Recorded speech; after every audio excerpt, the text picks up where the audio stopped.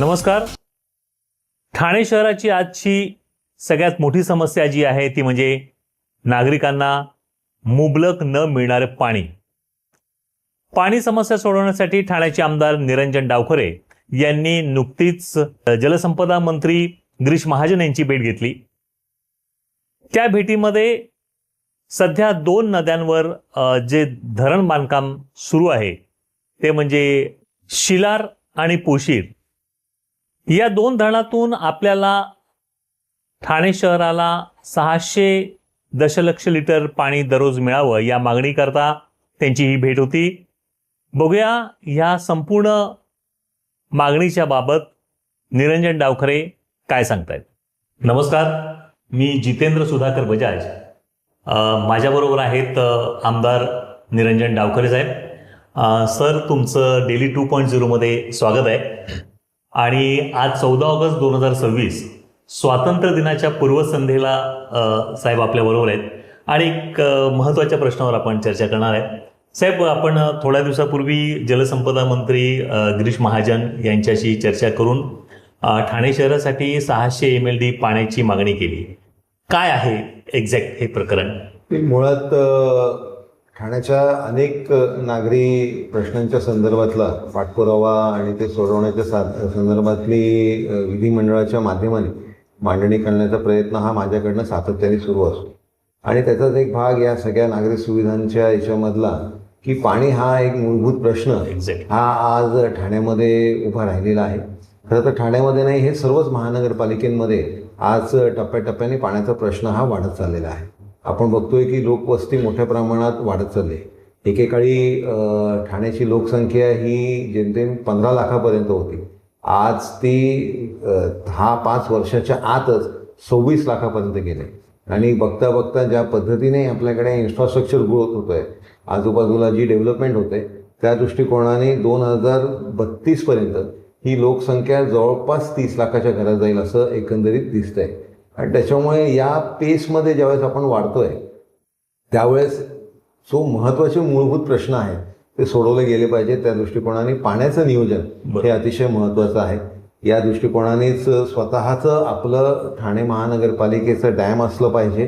त्यासाठीच काळूच्या संदर्भातलं एक पाठपुरावा आणि त्याचबरोबर इतर जे डॅम्स तयार होत आहेत त्याच्यामध्ये काही पाण्याचा कोटा आम्हाला देता येईल का? मला असं विचारायचं आहे, मग आता हे जे आपण शिलारे आणि पोशेरे ह्यावर डॅम बांधून त्याच्यातलं पाणी आपल्याला मिळणार आहे? शिलार आणि पोशेरेचे डॅमचं काम ऑलरेडी सुरू आहे. ओके. ते सुरू असलेल्या कामामध्ये आम्हाला काही अंशी पाणी भेटावं अशी आमची मागणी आहे. या संदर्भातलं डॅमचं जे प्रोजेक्ट आहे ते MMRDAच्या माध्यमाने होत आहे. खरं तर एक्झिक्युटिंग एजन्सी ही इरिगेशन आहे, पण त्याला फायनान्शियल प्रोव्हिजन ही MMRDAने दिलेली आहे आणि आम्ही MMRDAचाच एक भाग आहोत. त्या दृष्टिकोनाने ठाण्याला याचे नियोजन व्हावं अशी विनंती आहे. पण मग सध्या आता ठाण्याला किती पाणी मिळतंय आणि कितीची गरज? म्हणजे तुम्ही जे 600 MLD पाण्याची डिमांड केली ते कोणत्या? मुळात पाण्याला आत्ताची रिक्वायरमेंट आपली आहे ती आपण कट टू कट मॅच करतोय किंवा आपण त्याच्यामध्ये आपला शॉर्टफॉलच आहे. शॉर्टफॉल 600चा आहे का तर नाही. पण मी जसं तुम्हाला म्हटलं की आज आपण जर या गोष्टीचं नियोजन नाही केलं तर उद्या जाऊन हा प्रश्न आपल्यासमोर उभा राहणारच आहे. महानगरपालिका म्हणून आणि लोकप्रतिनिधी म्हणून, प्रशासनाचा एक भाग म्हणून या सगळ्या गोष्टींची वाढती लोकसंख्या लक्षात घेऊन या गोष्टीची प्रोव्हिजन आपण आत्तापासून केली पाहिजे. या दृष्टिकोनाने ही मागणी मी केली. त्याचबरोबर आपले जे कोस्टल एरिया आहेत आपल्या इकडे, जिकडे खाडी किनारी, आपण 2-2.25 लाखाच्या पाण्याच्या टाक्याही बांधल्या पाहिजेत जेणेकरून वॉटर स्टोरेजची पण आपल्याकडे नियोजन होईल या संदर्भातली. कारण जागा आपल्याला शहरामध्ये आज पाण्याच्या टाक्या उपलब्ध करायच्या असतील किंवा आपल्याला हे इलेक्ट्रिसिटीचे मोठे हे जे मशीन्स आहेत ते बसवायचे असतील तर यासाठी आपल्याला ती प्रोव्हिजन आज शहरामध्ये जागेअभावी होत नाही. मग आपल्याला खाडीकिनारी अतिक्रमण जर होत असेल तर त्या ठिकाणी आपण हे पाण्याच्या टाकी जर उभारल्या तर अतिक्रमणपासून पण आपल्याला रोखता येतं. त्याचबरोबर हे पाण्याचे टाके पण उभे राहतात आणि त्याचबरोबर जे त्या तिकडे नॅचरल हॅबिटॅट आहे, जो पर्यावरण आहे, तोही अबाधित राहतो. पण मग आपण काळू आणि शाही धरणाच्या संदर्भात बरेच वर्ष चालू आहे हा विषय.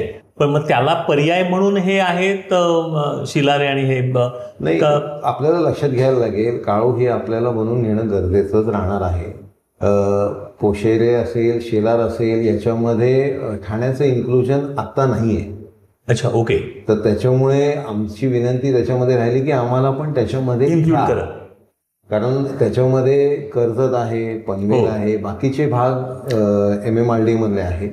त्याच्यामध्ये आम्हाला पण घेतलं पाहिजे अशी आमची विनंती आहे. याच्याबद्दलचं बाकीच्या सगळ्यांबरोबर चर्चा करून या संदर्भातला माननीय गिरीश भाऊ याच्याबद्दल निर्णय घेतील. आणि हे जसं मी मगाशी सांगितलं की फायनान्शियल प्रोव्हिजन ही MMRDची आहे.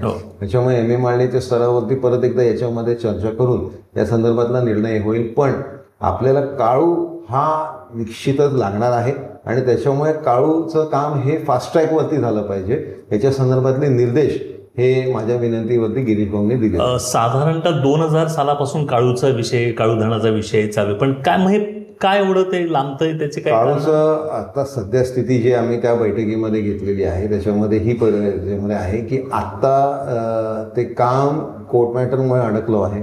ज्या कॉन्ट्रॅक्टरला काम दिलं त्यांनी अर्धवट काम केलेलं आहे, पाहिजे त्या क्वालिटीचं केलेलं नाही आहे. त्याच्यामुळे त्याच्यावरती ताशेरे उडल्या कारणाने आता त्याच्यामध्ये फास्ट ट्रॅकमध्ये तो निर्णय कोर्टामधनं घेऊन लोकांच्या in the larger interest of public हा डॅम पूर्ण करण्याच्या दृष्टिकोनाने पाऊल हे शासन घेणार आहे. स्वातंत्र्य दिनाच्या पूर्वसंध्येला ठाण्यातल्या नागरिकांना अजूनही पाण्यासारख्या समस्येला तोंड द्यावं लागतंय.